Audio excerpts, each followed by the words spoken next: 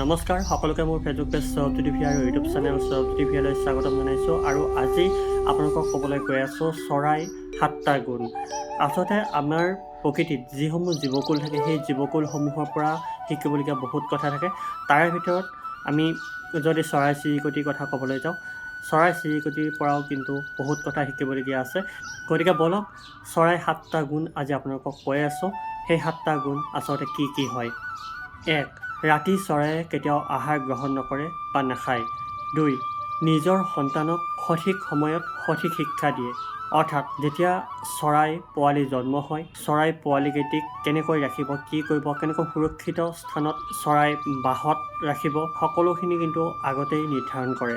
গতিকে সেই পোৱালি অৱস্থাৰ পৰাই সঠিক সিদ্ধান্ত লয় আৰু সঠিক শিক্ষা দিয়ে।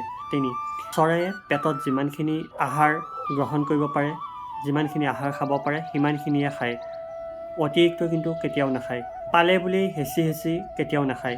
আপুনি যিমানেই চৰাইক দানা নিদিয়ক কিয়, অলপ অলপকৈ খাই চৰাই কিন্তু উৰা মাৰে নিজৰ বাহলৈ। আৰু যেতিয়া বাহলৈ উৰা মাৰে লগত কিন্তু একো নিনিয়ে। 4. সন্ধিয়া নিৰ্দিষ্ট সময়ত নিজৰ বাহলৈ উভতি আহে আৰু নিৰ্দিষ্ট সময়ত চৰাই শুই যায়। আৰু ঠিক ৰাতিপুৱা সূৰ্য উদয় হোৱাৰ পূৰ্বেই শোৱাৰ পৰা উঠে আৰু নিজৰ সংগ্ৰাম আৰম্ভ কৰিবলৈ লয়। 5.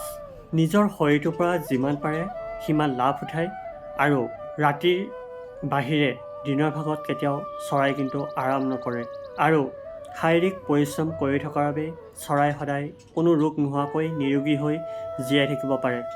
6. নিজৰ আহাৰ কেতিয়াও সলনি নকৰে। নতুন আহাৰ পালে বুলিয়েই কেতিয়াও গ্ৰহণ নকৰে চৰায়ে। আৰু নতুন নতুন আহাৰৰ সোৱাদ কিন্তু চৰায়ে বিচাৰি নুফুৰে। 7. প্ৰকৃতিক কেতিয়াও অনিষ্ট নকৰে চৰায়ে। প্ৰকৃতিৰ পৰা যিমানখিনি প্ৰয়োজন সিমানখিনিহে চৰায়ে কিন্তু গ্ৰহণ কৰে আৰু অতিৰিক্ত কোনো কামেই চৰায়ে নকৰে।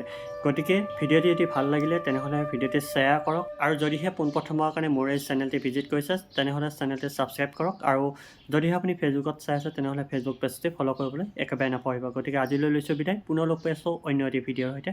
ধন্যবাদ।